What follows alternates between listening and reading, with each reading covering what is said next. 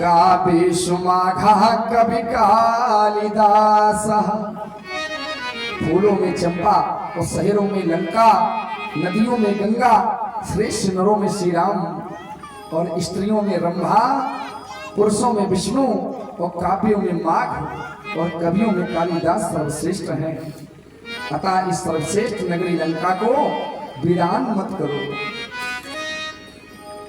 मैं एक सुझाव देता हूं, पहले दूत भेजो, फिर सीता को उनके अर्पण कर दो, फिर मेल कर लो प्रभु। यदि वे अपनी स्त्री को पाकर पुनः वापस चले जाएं तो युद्ध करने की कोई आवश्यकता नहीं पड़ेगी। यदि फिर भी वह युद्ध करना चाहें तो फिर उनसे युद्ध में खूब मार काट करेंगे। लेकिन पहले जिससे बात बनते नजर आ रही वो उपाय करके देख लिया जाए। हे पिताश्री, ये तुम मेरी इस राय को मान लोगे तो दोनों प्रकार से आपका ही हित हो। प्रहस्त के वचनों को सुनकर रावण कहने लगा, अरे दुष्ट, तू राक्षस कुल में ऐसे पैदा हो गया है जैसे बांस की जड़ में उपजी घास उसे खोखला कर देती है। तू मेरे वंश के अनुरूप नहीं है। रावण के कठोर वचनों को सुनकर के प्रहस्त ये कड़े वचन कहता हुआ घर को चला गया।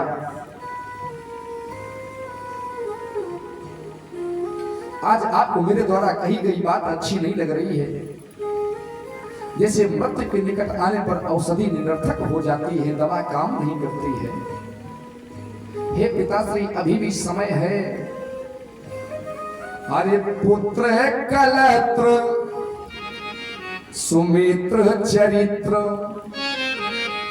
धराधन धाम है बंधन जी को, और बार ही बारी विषय फल खात आघात न जात सुधारस पी को, आन अवसान तजो अभिमान कि कही सुन कान भजो ही पी को, पाए परम पद हाथ सो जात गई सो गई अब राख रही को। कुछ नहीं बचेगा, अभी भी मेरी बात मानना। संध्या का समय जानकर रावण अपनी विश्व भुजाओं को देखकर लंका की चोटी पर एक महल था, वहां नाच गाना होता, वहीं जाकर के बैठ गया है। किन्नर गुणगान कर रहे हैं।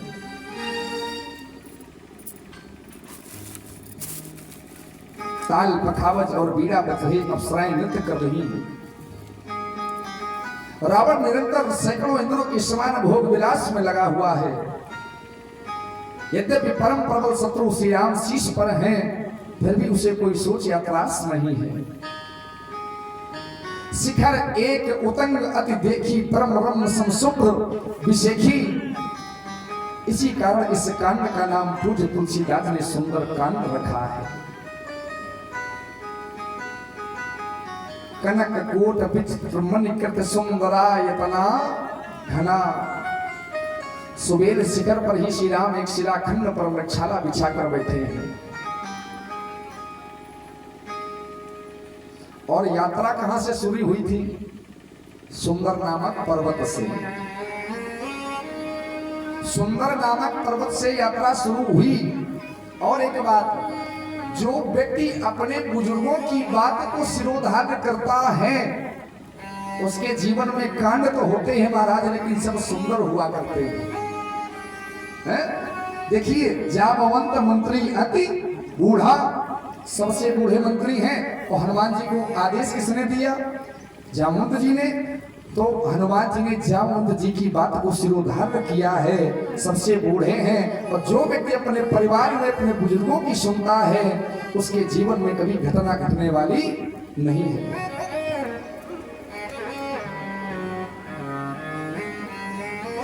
सुबेर शिखर पर ही श्री राम एक शिलाखंड पर वृक्षाला बिछाकर बैठे थे। वानर राज सुग्रीव की गोद में सिर रखे थे, बाईं ओर धनुष, दाईं ओर परकस रखा है, और दोनों हाथों से बाण सुधारे गए हैं। विभीषण कानों से लगकर सलाह कर रहे हैं अंगद और हनुमान जी। अंगबल भागी अंगद हनुमान, चरण कमल चापत विधिनाना। अनेक प्रकार से चरण सेवा कर रहे हैं और लखनलाल कमर में तरकस और हाथों में धनुष बाण लिए वीरासन पर प्रभु के पीछे सुशोभित हैं। पूर्व दिशा बिलहो की प्रभु, पूर्व दिशा की ओर आज देखा है भगवान ने और देखा उदित मयंक, कहत समय देखो ससी है मृगपति सरी से असंक।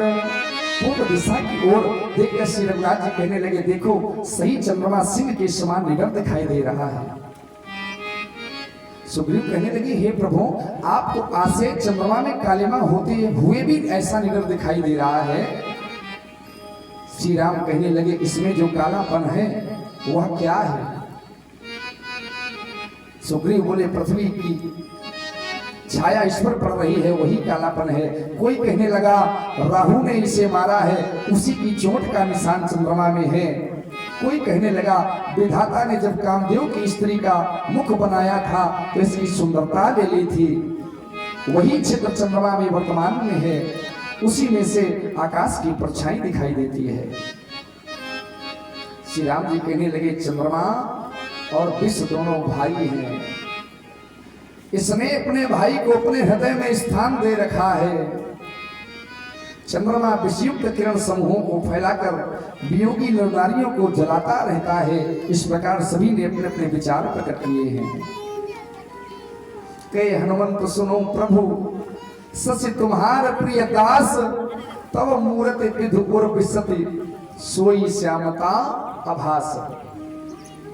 हनुमान जी ने कहा हे प्रभु सुनिए चंद्रमा आपका प्रिय दास है, आपकी सुंदर श्याम मूर्ति चंद्रमा के हृदय में बसती है, वही श्यामता की झलक चंद्रमा में है। हनुमान जी ने सही बात कही है। चंद्रमा ने राम जी को बिठाया अपने हृदय में।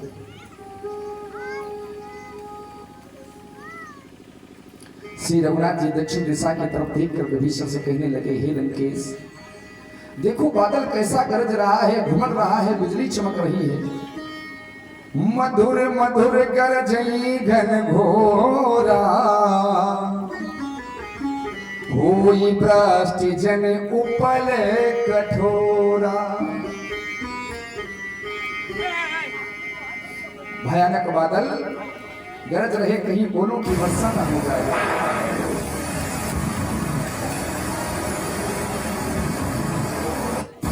विभीषण कहने लगा प्रभु ना तो ये बादल गरज रहे हैं और ना बिजली चमक रही है।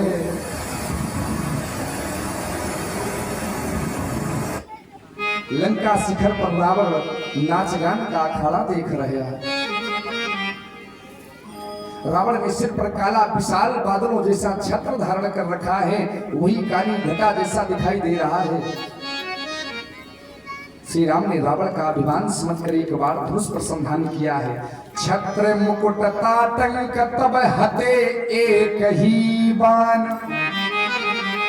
सबके देखत मही परे मरहु न को जान। और एक ही बाण से रावण के छत्र मुकुट और मंदोदरी के कर्ण फूल काट गिरा दिए आज भगवान ने। इस मर्म को कोई जान नहीं पाया है। श्री रघुनाथ जी का वह बाण वापस आकर प्रकश में जाकर घुस गया। इस अलौकिक घटना को देखकर सारी सभा भयभीत हो गई। सोचते हैं कि ये तो भारी अपशकुन हो गया है। रावण बोला जिसके सिरों का गिरना शुभ हुआ है उसके मुकुटों को गिरना कोई हानिकारक नहीं है। सभी अपने अपने घर जाकर आराम करो। मंदोदरी का जब कर्णफूल गिरा है उस समय से अत्यंत भयभीत होकर रावण से कहती है हे स्वामी श्री राम को मनुष्य मत समझो, उनसे बैर मत करो। श्री राम विश्व रूप हैं, वेद जिनके अंग अंग में लोगों की कल्पना करते हैं।